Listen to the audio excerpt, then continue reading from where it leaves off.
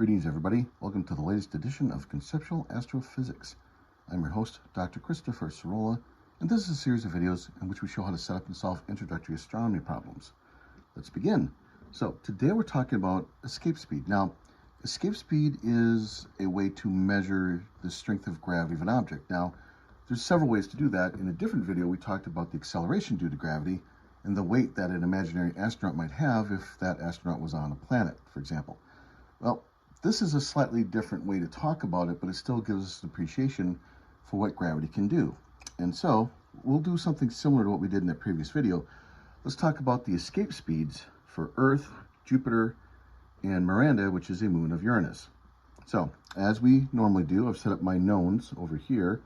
We have our universal gravitational constant and the various masses and radii of our objects. And then, because I want to be able to express our answers in units that will help a lot of our listeners understand exactly what's happening, we're going to have some conversions between miles and kilometers and hours and seconds. So let's get started with this. Now, the formula for escape speed, we can write this way. It's quite often written ESC for escape. Is simply 2 multiplied by the gravitational constant, the mass of the object we're talking about, divided then by the radius of the object, and then the entire business under a square root sign. Okay. So that's how to calculate. Now, before we get started on this very quickly, what sort of idea is escape speed in the first place? Well, imagine you take, say, a baseball and throw it in the air, straight up. Well, of course, it'll come back down because the Earth's gravity is strong and it's going to pull it back down. You've not thrown it fast enough. Throw it a little harder. It'll go up a little bit higher, but of course it still comes back down. Throw it up as hard as you possibly can. It goes up as far as you can get it to go, but it still will come back down. But you can imagine, at least in theory, that at some point you could throw a baseball so hard, straight up, that it would never come back down. That's escape speed. Now, as we will show very conclusively, you and I and no other person is going to have the arm strength to ever even remotely come close to such a number. But it does exist, and it does have importance for understanding how planets and other objects in astronomy operate. So, by the way, all you need for this is a mass and some sort of size idea, which means that you and I have escape speeds, if you will, but our escape speeds, due to our own gravity, is so tiny that it's never an issue. It's not something that will ever come up. But when you get to the sizes of a moon or a planet or a star, escape speed is an important feature. So let's get started, and we'll begin as we usually would do such things with our good old-fashioned Earth here, because we live here, of course, and it's a good reference. So what is the escape speed due to the planet Earth? Now, I will substitute the ESC for E, so it's escape speed of Earth we're talking about today. And let's go ahead and plug in some numbers. Now, I'll write it out in full so people see what I'm doing. Then we'll go ahead and put the numbers in. So first, let's do this. Now, 2, of course, is a number. G is a constant for everybody, right? But mass of Earth, radius of Earth. And this will be the escape speed running on the surface of the Earth. I do need to make that clear, too. When we talk about escape speeds, typically for objects in astronomy, we are talking about the escape speed when you're actually, say, standing or at the surface of that object. The escape speed will be different if you're in a different location. If you're, say, very high above the object, or if for some reason you're very below, you're very down deep into the object somehow, in a super deep cave or something. So we're obviously, well, maybe not obviously, that's why I'm talking about it, taking it in that fashion. I'm also going to do this just to make it a little bit easier for me to write the results. Everything will be to the 1/2 power. The 1/2 power, of course, is the same as the square root, right? So we'll have that. Okay, so let's plug in the numbers. So 2, 6.67 times 10 to the minus 11th. Now, I will carry the units out the first time. We can see what happens to the units, okay? And we'll discuss the units towards the end of this video, specifically to show that we do indeed get what I'm claiming we're going to get.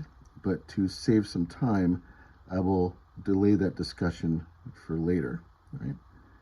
And as I said before, put everything in brackets like that, and then 1/2 is a power. So what you'll be doing, and as I always like to tell people, it's best if you perform this calculation because, of course, if you watch me do it here, you're learning how to watch me do it. If you do it, you're helping yourself learn how to do this.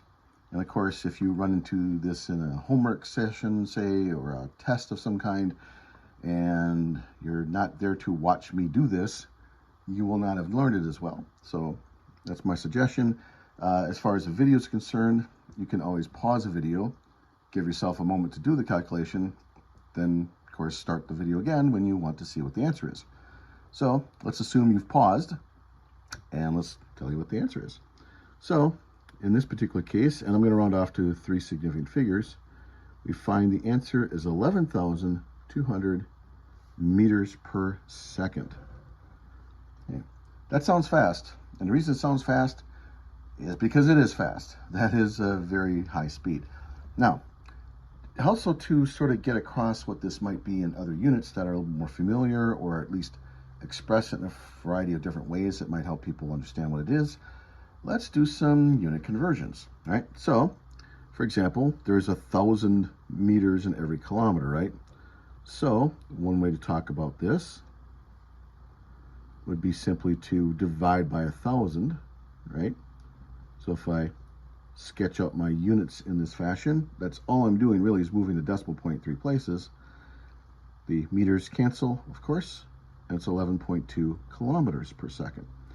If you look in a typical textbook or online source, you'll often find it in this fashion. Okay.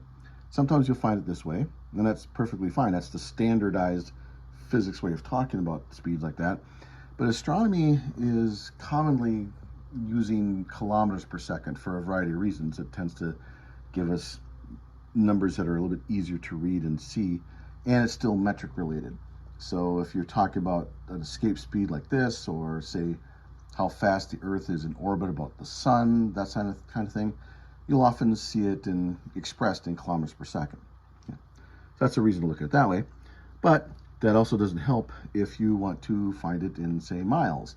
So many of us in the United States are far more familiar with what miles are rather than kilometers, right? So let's do some of that. So continuing on our conversion journey here,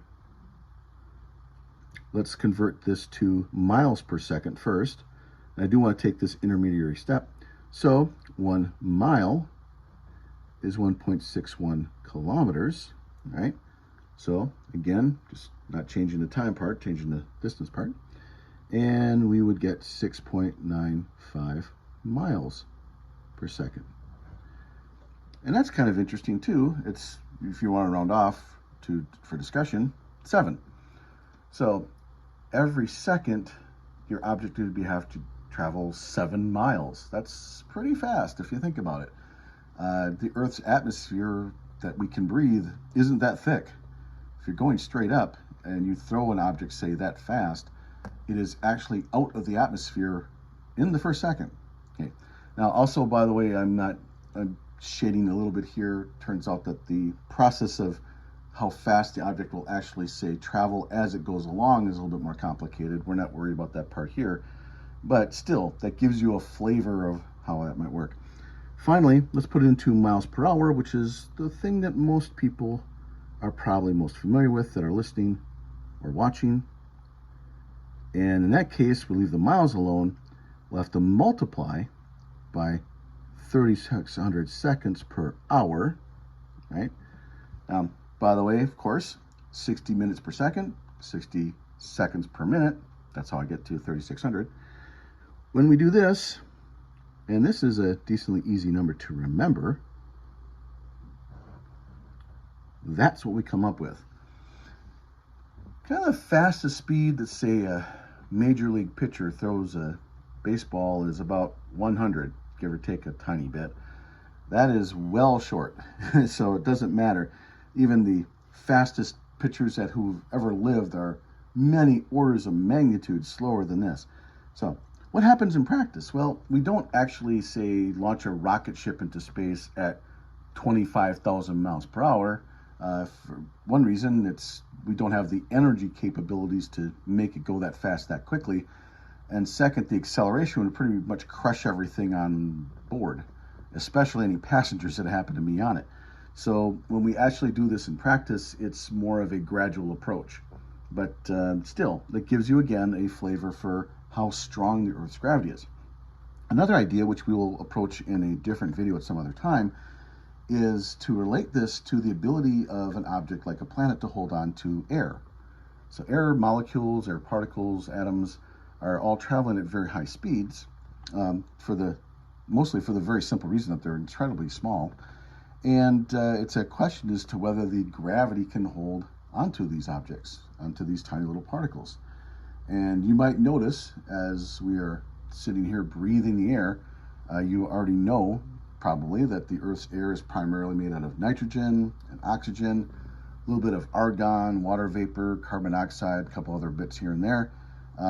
You don't hear about their atmosphere being made out of, say, hydrogen gas, or you might, say, encounter helium in a balloon, right, at a party or something, but the helium balloon floats, and then eventually that helium kind of drains away out of the balloon and is lost.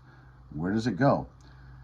Both hydrogen molecules, so what you would have, and helium are so small and travel so fast that they tend to leak away from the Earth's atmosphere. Again, details will be in a different video some other time, but simply say that the Earth's gravity ultimately is not strong enough to hold onto those. So the reason you have the air you have on any particular world, in part, not the whole story, in part, is driven by this idea of escape speed. So there's the Earth, and it gives you a fairly good idea of how strong the gravity is. All right. Let's compare this to, a little bit more quickly, to Jupiter and Miranda. So next step, let's talk about Jupiter. So Jupiter, and if I were to write out the escape speed formula for Jupiter, it would be modified to look like this, right? So notice it's the same formula, of course, but now I've just put subscripts for Jupiter in their proper places, right?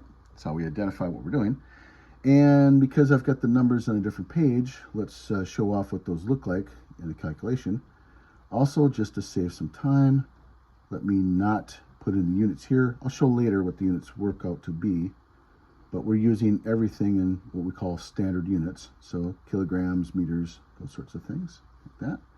So there's the mass of Jupiter in kilograms. Here's the equatorial radius of Jupiter in meters. And everything inside here is square rooted like that. All right. So what do we get for our numbers? Well, if I do this calculation, we get a big number. Now, it was big for the Earth too, but let's take a look at this. So that's the number of meters per second. Now, the corresponding number for the Earth was a little over 11,000. This is not quite 60,000. So we're talking more than 5 times, almost 6 times as large for Jupiter. Jupiter is made out of gases, hydrogen and helium. Mentioned earlier, the Earth's gravity isn't strong enough to hold on to those particular particles. Jupiter's is, easily, no problem at all. So that's one consequence, if you will, of Jupiter having such a large escape speed. Now, if I turn that into kilometers per second, I just move the decimal point, so it'll look like that. If I do my calculation and turn it into miles per second, 37 miles per second instead of the 7 that the Earth had. And this is the number that maybe will be the most striking for everybody, 133,000 miles per hour. So to escape Jupiter's gravity is a very difficult deal. In fact, it's probably not wise, and for many reasons, but here's one reason it wouldn't be wise, to send astronauts at some point to Jupiter, because they'd have a hard time getting away from Jupiter. You send them there, and they're stuck. We do not have the kinds of energies necessary for, say, a rocket to get away from Jupiter. It'd be a one-way trip to go to Jupiter and visit it. So, and that is, by the way, the case when we send robot probes. If we're not careful, and we usually do this on purpose, of course, a robot probe would say, go to Jupiter, and then would not be able to escape. We haven't had to worry about that yet because they're robots, and we do usually send the robots there on purpose to stay there. But still, Jupiter is a one-way trip in large part because of this. How about Miranda? And again, just to write it out in full so everybody can see that it's supposed to work this way. Again, subscripts identify who or what you're talking about for every specific kind of quantity, don't they? And again, to put in the specific numbers, the 2 and the 6.67, those are the same numbers for everybody. But now the mass of Miranda is much smaller, notice. It's much smaller than either Jupiter or the Earth. So that's a big number for kilograms for people, but that's not who we're really concerned about comparing it to, are we? So also a little bit smaller in terms of radius. In fact, Miranda is much, much smaller than our moon, to also put this in a different context. So that's what it looked like for Miranda's calculation, okay? When we do this calculation, we come up with 193 meters per second. That sounds fast, but again, let's compare that to our other objects. Compared to Jupiter, very small, right? Continue on this unit conversion business, 0.193 kilometers per second, or 0.12 miles per second. And if we finally finish it off, 432 miles per hour. Now again, for people, that's fast. Most commercial airlines are not flying their planes that fast, but we do have planes that can fly faster. It is possible to be on Earth and to be traveling in some kind of vehicle that does exceed that speed. Astronauts in orbit on the space station are going much faster than that, and so on and so forth. And so this is a speed which is way too small to hold on to any particles, really. And so Miranda, for all intents and purposes, is vacuum. You go visit Miranda, keep your spacesuits on because you need to breathe, and Miranda won't help you. So, now, another thing to talk about, we've been mentioning this in terms of, say, objects trying to go up to escape the planet or the moon in question. What about coming back down? And so imagine we have, say, an asteroid floating through space, and it gets close enough to the Earth that it's captured by the Earth's gravity, and the gravity pulls it so eventually it hits the Earth's surface. How fast could it be going, at least in theory? Well, all things that go up come down in that sense. It might be going that fast, 25,000 miles per hour. That is how fast an object would be traveling. Now, there is a little bit of a difference here for Earth. Because of its gravity, it also acts as a bit of a shield. Here's how. The Earth does have an atmosphere. Small objects, relatively small rocks, for example, traveling into the Earth's atmosphere will feel friction between it and the air and consequently slow down and burn up and sometimes disintegrate before they ever reach the ground. And that happens a lot. You'll often see this in the news once every few months. It's kind of common now because people have cell phone cameras all the time to hear about some little meteorite or something that went burning through the atmosphere. That happened in my state of Mississippi a few months ago. There was a case where a little bolide, a little meteor going through the atmosphere, was viewed by many people along the Mississippi River. So it's possible. In fact, it happens. That posed no danger in anybody, it turns out, fortunately, in large part because it disintegrated and just kind of fell apart before most of it ever reached the ground. So this number is a little misleading if you've got an atmosphere. If you don't have an atmosphere, though, then this is what happens. So Miranda, which is too small to really have any air, any, say, asteroid floating through space that ends up getting caught up by Miranda's gravity and lands on Miranda will make a crater. It will impact and make a big dent. Why? Because it's traveling at least this speed. Now, also I say at least that fast because objects in space aren't really just floating at zero speed. They already have speeds. And speeds are additive. And so add the speed the object already has to what Miranda can do, and an object that hits Miranda will likely be going much faster than that on top of it. So, point being is that the reason, say, Miranda or the moon, for example, which also does not have an atmosphere, looks the way it looks in part, again, not the whole story usually, but looks in part that way because the objects that hit it are traveling at very high speeds. All right, one last bit of business to talk about, and that's a little bit of unit analysis. Now, if you're satisfied with what you've seen already, how to calculate things, and you're confident that the units work the way they're supposed to work, you can trust me, you're good. But if you want to stick around for another couple of minutes, I did want to show how units play out. So let's do that a little bit.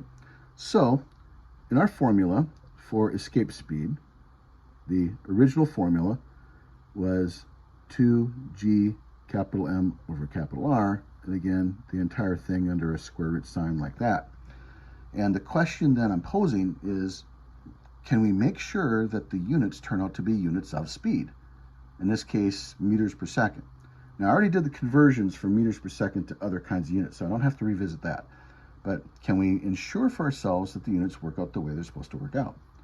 So that means we need to take a look at the units for G, for M, and for R. The number 2 doesn't have units. This 1/2 is just a power, it just tells you what to do with the numbers in the units, but it doesn't have any units itself. So we need to look at the units here. So the units for G are kind of interesting. So G has units of newtons times meters squared per kilogram squared, like that. Now, meters squared and kilograms squared are basic or fundamental units, if you will. You can't break them apart into anything else. But newtons aren't. Newtons are a combination of things.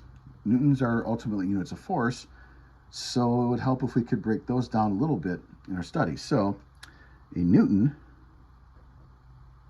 is really a kilogram multiplied by meter divided by second squared. So let's combine this knowledge together to find out what G is all about. So instead of a newton, write a kilogram and a meter and a per second squared there. Then we also have, because we can't get rid of them, we're supposed to keep these along, there's a meter squared already there, and divided by a kilogram squared there. So this looks messy. It will clear up as I go along. So kilograms divided by kilogram squared, there'd be 1 kilogram on the bottom. Meters times meters squared on top is meters cubed, strangely enough. So another way to talk about this will look like this. So there's the units for G. Now, back up over here, if you will. So the units, then, again, they're inside a square root sign. Now, I'm not using numbers, I'm just using units now. So G has units of meters cubed, second squared in kilograms. Mass comes in kilograms. R comes in meters. And the whole thing is taken to the square root, right? Okay, let's take a look here carefully. So meters cubed divided by meters, one of those goes away and this becomes meters squared. Kilograms cancels kilograms completely, and we're left with meters squared per second squared. But to the 1/2, square root of something squared is itself originally, so meters per second. So the units do work out the way they're supposed to work out. And that's a quick way to analyze that. All right, everybody, thank you for your attention. This has been Conceptual Astrophysics, and I am your convivial host, Dr. Christopher Cirola. Thanking everybody for your attention today, and clear skies.